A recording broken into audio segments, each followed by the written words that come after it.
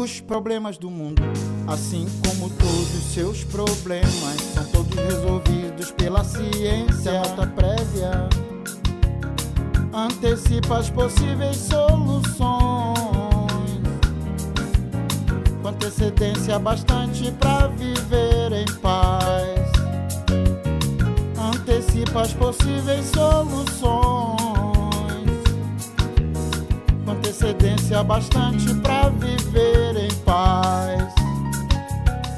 Os problemas do mundo, assim como todos os seus problemas, são todos resolvidos pela ciência. É nota prévia, é nota prévia, é nota prévia. Olá! O Brasil aprovou uma lei de reforma da atenção psiquiátrica que regulamenta a internação e esvazia os execráveis hospícios. Portanto, o cliente deve ser atendido em centros comunitários de atenção psicossocial, ou os CAPs. Mas será que os CAPs resolvem os problemas das pessoas e famílias que precisam de atendimento psiquiátrico? A reforma psiquiátrica é uma lei que pegou ou corre o risco de ser revogada? Bom, eu sou Isabel Cruz e você está assistindo o programa Nota Prévia, que antecipa possíveis soluções científicas para os problemas do nosso cotidiano. Hoje nós conversaremos sobre a análise de desempenho dos centros de atenção psicossocial na perspectiva de promoção da saúde. E a nossa convidada é a professora doutora Cláudia Mara de Melo Tavares, do mestrado profissional em enfermagem assistencial da Universidade Federal Fluminense. Professora, boa tarde, muito obrigada pela sua presença nos estúdios da UniTV.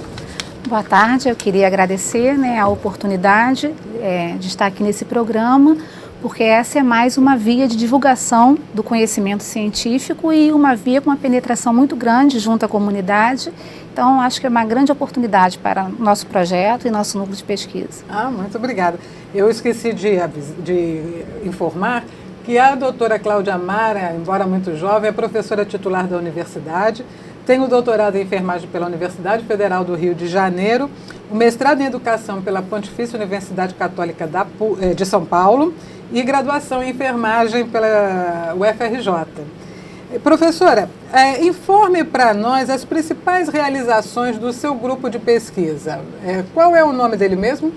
É NEICS, Núcleo de Estudos sobre Imaginário, Criatividade e Cuidado em Saúde. O núcleo foi criado na UF em 2000, embora o grupo que esteja hoje atuando nesse núcleo já venha trabalhando junto há mais de 10 anos. O núcleo está credenciado junto ao CNPq e dele fazem parte professores da Universidade Federal Fluminense, 2 alunos da pós-graduação da Fiocruz e um aluno da Escola Técnica da Fiocruz e os nossos alunos de iniciação científica. Muito bom. De quantos anos? Ele está desde 2000 credenciado junto ao CNPq. E sobre esse projeto de desempenho, a atenção psiquiátrica desenvolvida pelos CAPs, poderia apresentar um resumo dele para nós? Bom, nós já estamos trabalhando junto aos CAPs há mais ou menos uns 10 anos. Temos algumas dissertações da graduação, trabalhos de conclusão de curso defendidas no âmbito do CAPs. Eu, pessoalmente, trabalho nessa área já há 15 anos, participei aqui em Niterói da construção e elaboração do primeiro serviço, que foi junto ao Hospital Psiquiátrico de Jurujuba. Esse serviço, ele é mais ou menos, começou a se organizar no final da década de 80, e ele hoje, naquele momento, ele se estruturou como um hospital-dia, e hoje, com a nova regulamentação do CAPS, ele passou a CAPS, se chama CAPS Herbert de Souza, e é onde nós estamos com os nossos alunos fazendo estágio e pesquisa. Já desenvolvemos alguns estudos voltados para o desempenho dos profissionais de saúde nesse serviço, a contribuição que ele pode dar para a formação, não só do enfermeiro, como profissional da saúde de um modo geral.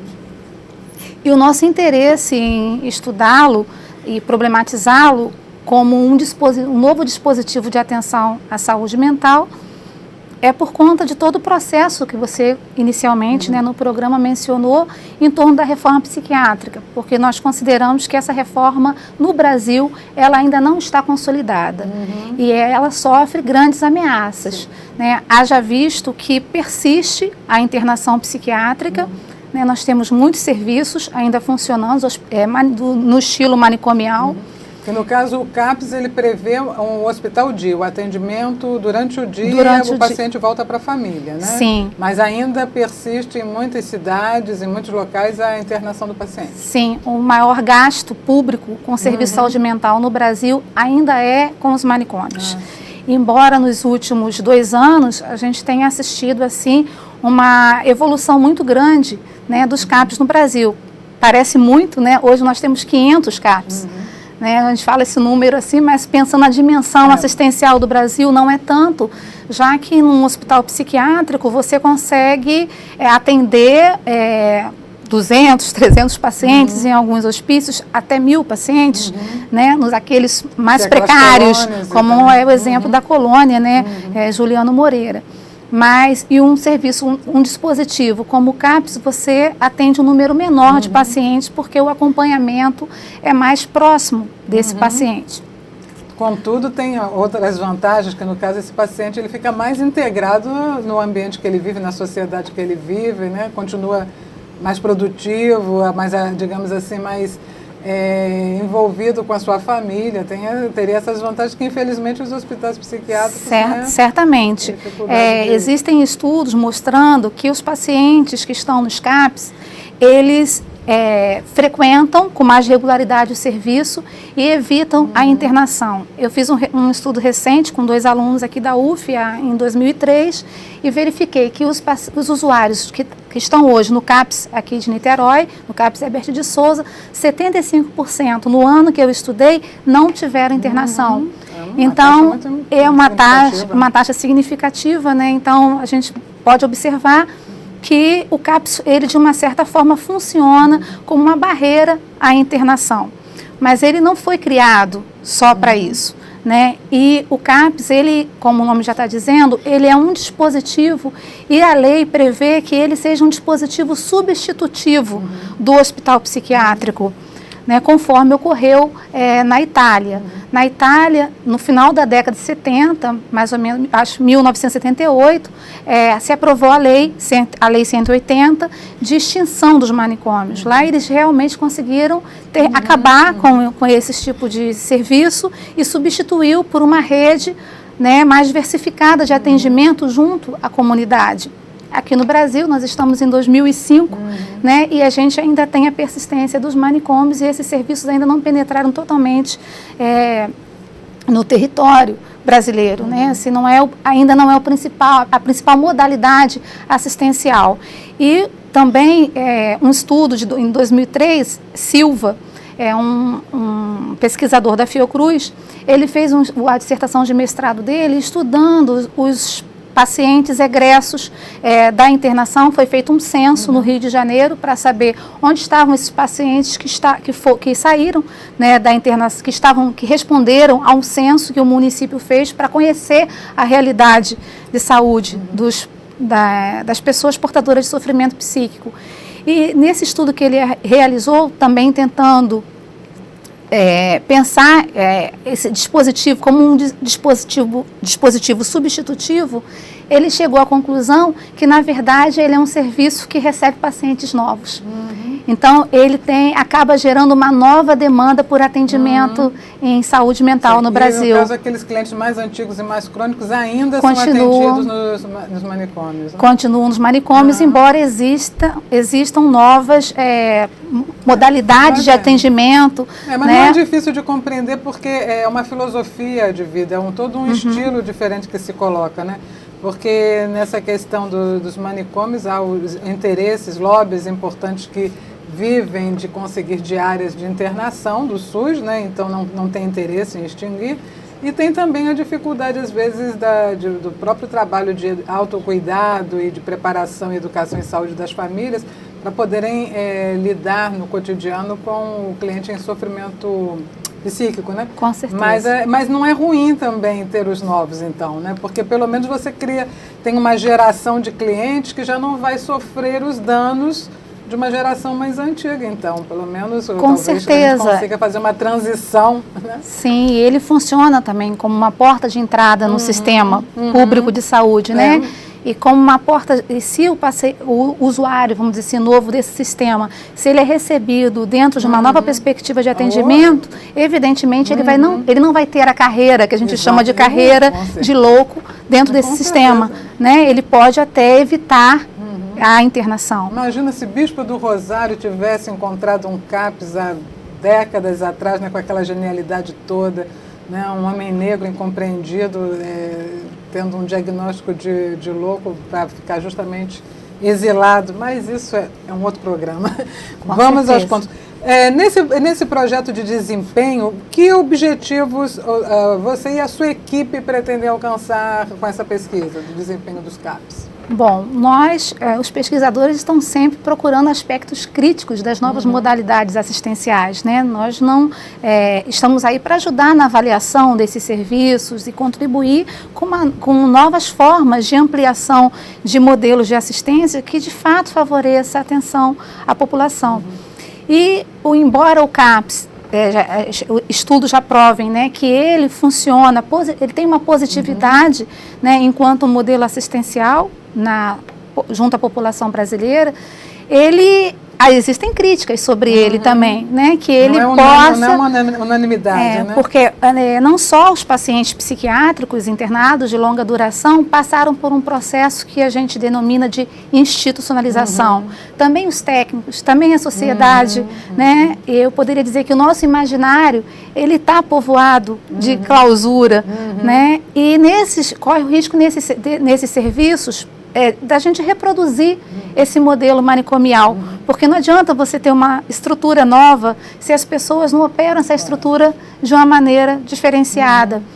Então, já existem estudos mostrando que esses serviços, eles têm um desafio muito grande, que é lidar com essa clientela a partir da problematização das suas questões existenciais, né, e não centrar o atendimento na doença. Né? A doença é colocada em suspensão, vamos dizer assim, você centra na pessoa, na sua história de vida e na reintegração dessa pessoa junto à comunidade.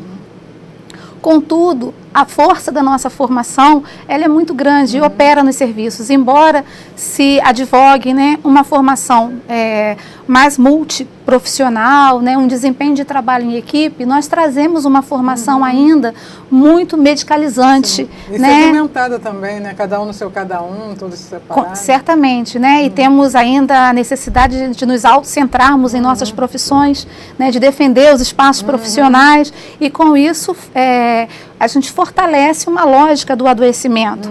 Afinal de contas, os profissionais que estão hoje no serviço de saúde, eles não foram formados dentro de uma... da promoção da saúde. Com certeza, eles não foram formados nessa perspectiva. A gente entende que, eu acredito na educação em serviço, acho que ela é eficaz, mas ela não é suficiente para dar conta de todas essas questões que povoam o nosso imaginário há tantos séculos. Né? Então, é necessário que a gente monitore, né, verifique quais são os fatores que estão contribuindo para que esse modelo possa atender a perspectiva para a qual ele foi criado, né, que é ajudar essas pessoas a se inserirem novamente na sociedade e desconstruir a lógica da doença. Né? Porque enquanto a gente estiver focado na prática do profissional de saúde e não no desenvolvimento da vida do sujeito, a gente não vai ter a modificação desse cenário. E colocar em risco a própria lei da reforma, que foi aquele nosso medo inicial no nosso início de programa, né? Bom, mas vamos discutir mais isso no próximo bloco. Né? Você vai ficar sabendo sobre os possíveis impactos de um bom desempenho ou de um mau desempenho dos CAPs na vida do cotidiano da nossa sociedade. Ok? Nota prévia volta já, fique conosco. Os problemas do mundo, assim como todos os seus problemas, são todos resolvidos pela ciência. Minha nota prévia. Enfermeira, Você tem uma vocação. Enfermeira especialista exige estudo e muita preparação. Enfermeira, você tem uma vocação. Enfermeira especialista exige estudo e muita preparação. Universidade Federal Fluminense tem competência, tem sensibilidade para cuidar da saúde do cliente, da família e da comunidade. Universidade Federal Fluminense tem competência, tem sensibilidade para cuidar da saúde do cliente, da família e da comunidade. Enfermeira, você tem uma vocação. Enfermeira especialista exige estudo e muita preparação. Enfermeira, você tem uma vocação. Enfermeira especialista exige estudo e muita preparação. Universidade Federal Fluminense. Os problemas do mundo, assim como todos os seus problemas, são todos resolvidos pela ciência. É nota prévia. Olá, de volta aos estúdios da UniTV, a televisão da Universidade Federal Fluminense, onde o conhecimento é um bem público. O programa Nota Prévia antecipa para você as possíveis soluções científicas para os nossos problemas.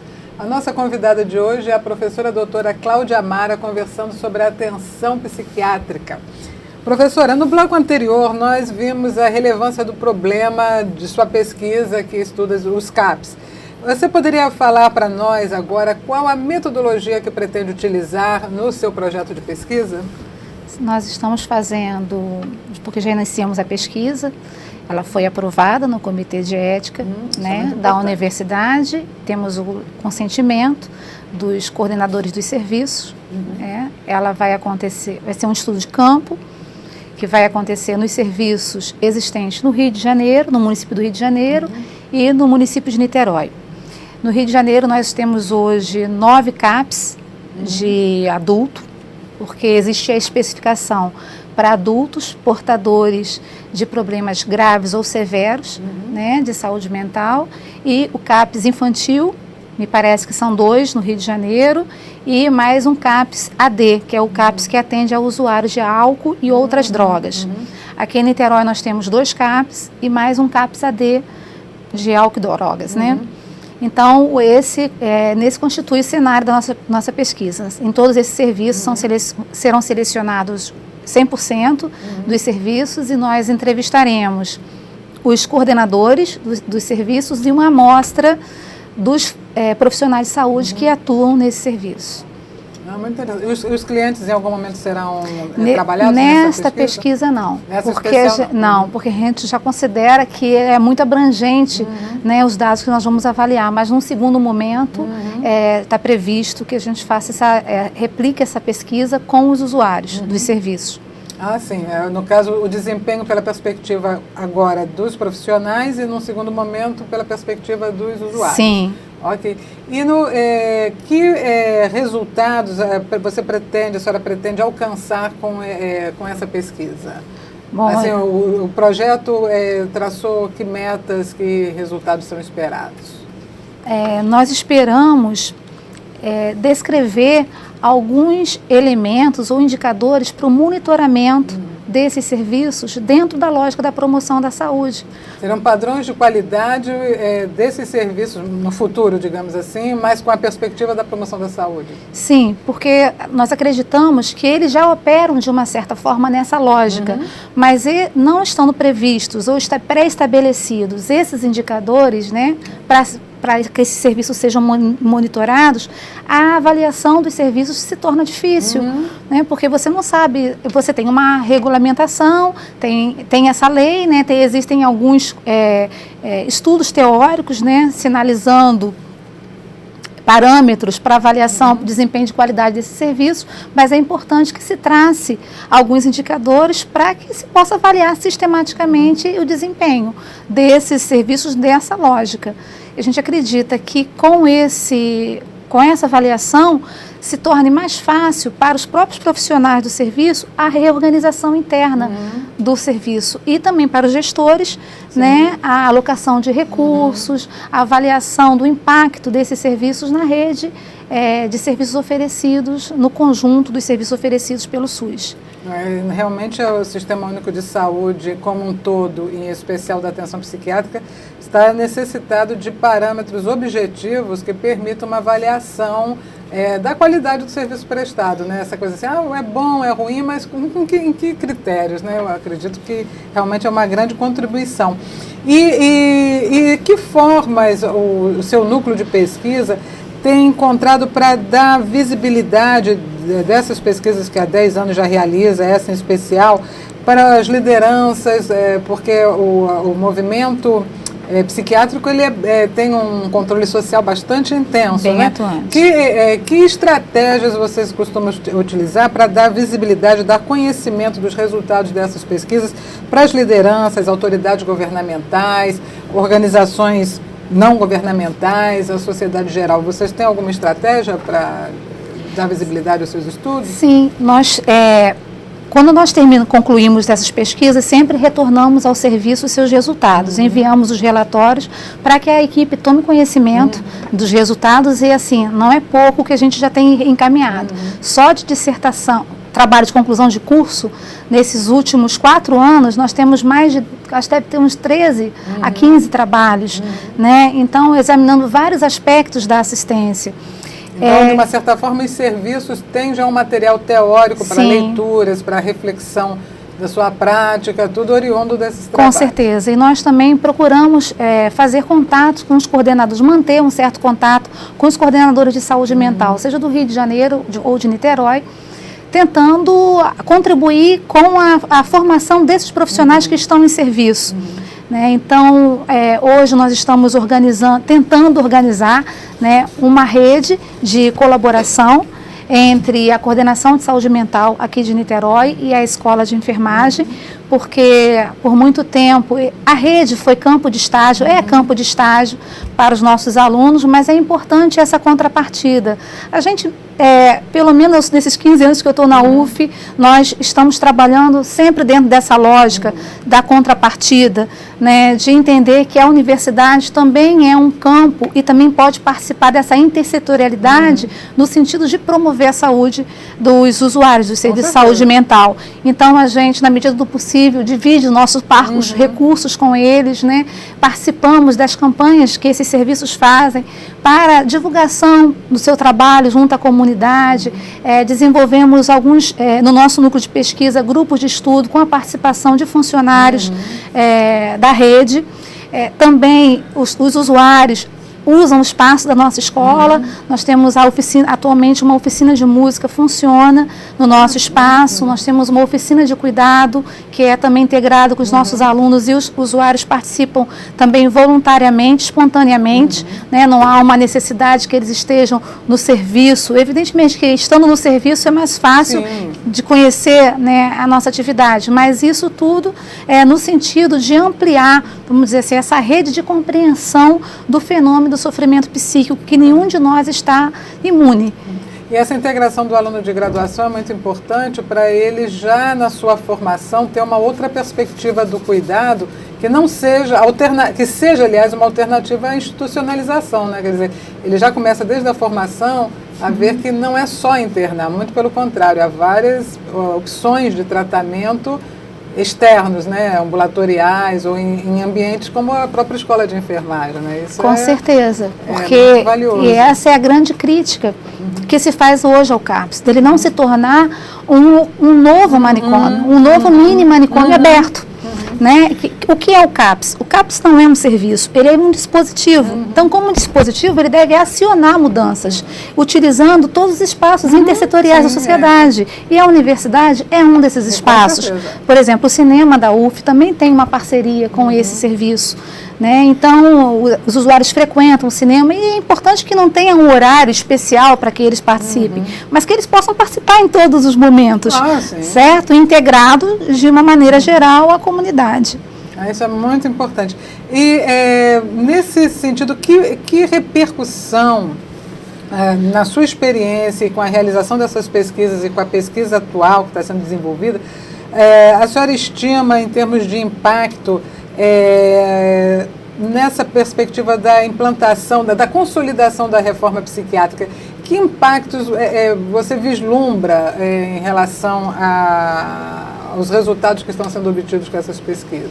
Eu acredito que formando pessoas, né, profissionais de enfermagem, nessa nova perspectiva, nós estaremos contribuindo para fortalecer a reforma psiquiátrica no Brasil. Acho que esse é talvez o objetivo maior de todos, né, porque não existe reforma, existe reformismo, né, e então, infelizmente, os nossos alunos são também portadores de um imaginário, são afetados por um dado imaginário social da loucura, de periculosidade. Então, se eles são formados numa nova mentalidade, eles são os atores fundamentais para a transformação desses serviços, né? Se eles se recusarem, como eu me recusei na minha formação, a trabalhar nos manicômios, né? Nós precisamos fechar os manicômios brasileiros. Eles já foram fechados na Itália e hoje a Lei 180, que foi defendida por Basaglia na Itália, está no Congresso, né, na Europa, tentando expandir para todos os países da comunidade europeia. Quer dizer, já não existe manicômio na Itália desde 78, prova cabal que é possível sustentar uma sociedade sem esse tipo de atendimento. É uma agressão aos direitos humanos mais elementares. Com certeza. Então, nós acreditamos que nós estamos investidas nisso, né, no espaço do CAPES, né, ou nessa forma de dispositivo assistencial, com uma modalidade importante para a formação dos enfermeiros, e acreditamos que a nossa pesquisa irá contribuir formando de uma certa forma, instituindo de uma certa forma alguns indicadores que possam ser avaliados e que também possam ser assimilados pelas disciplinas da área de saúde mental, não só na nossa universidade, mas em outras universidades também. Com certeza.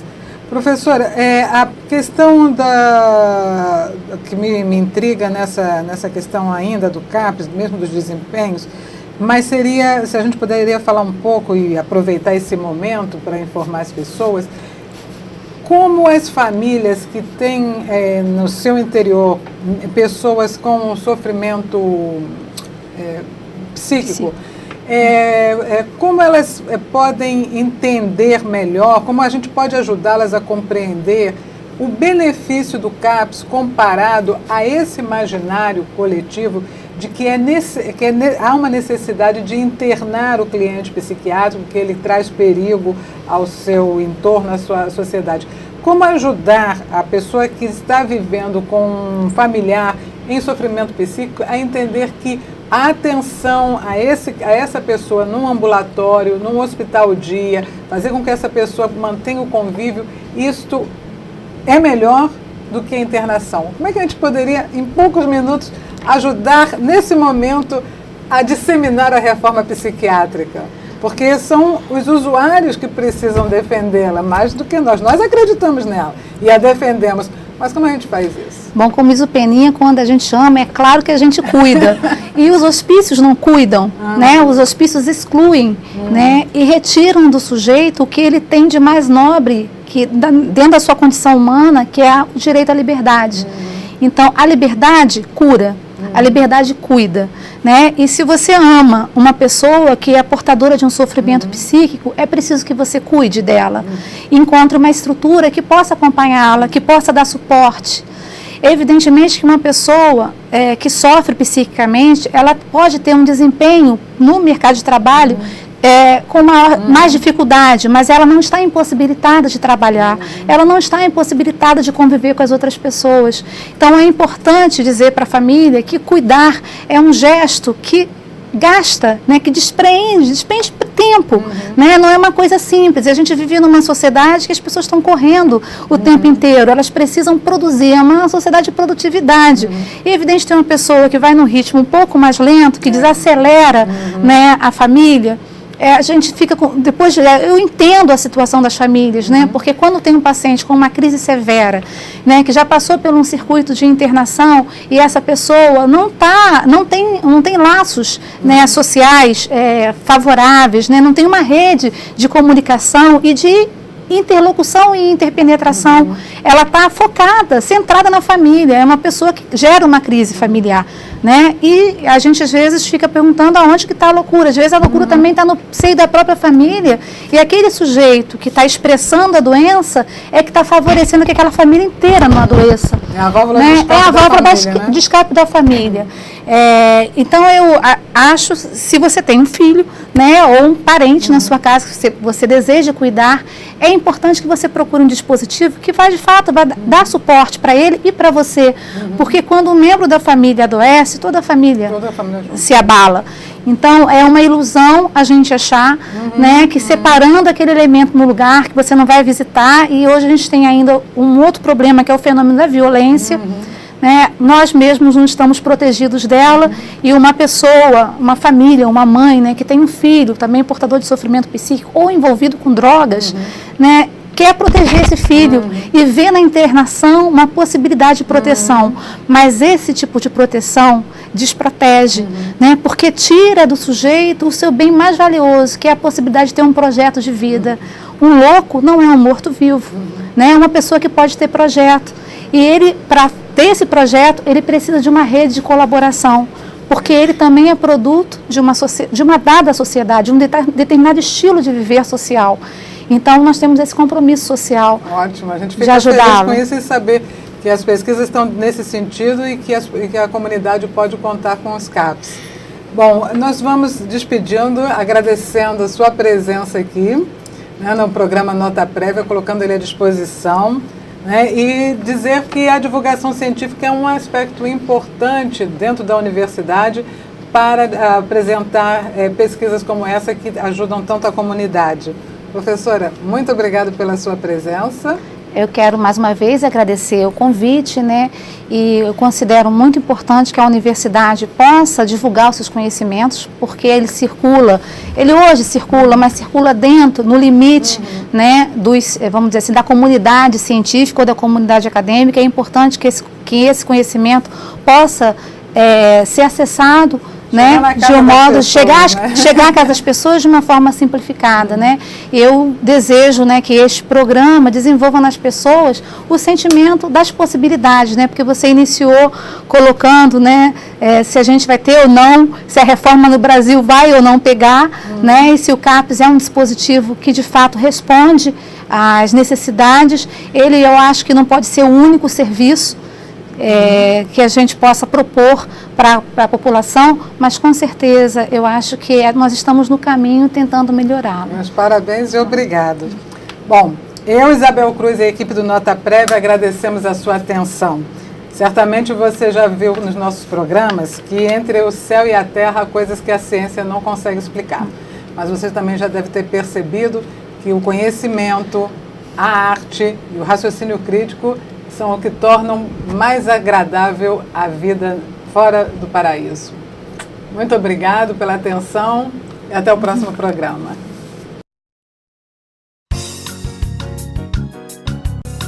Os problemas do mundo, assim como todos os seus problemas, são todos resolvidos pela ciência. Nota prévia antecipa as possíveis soluções,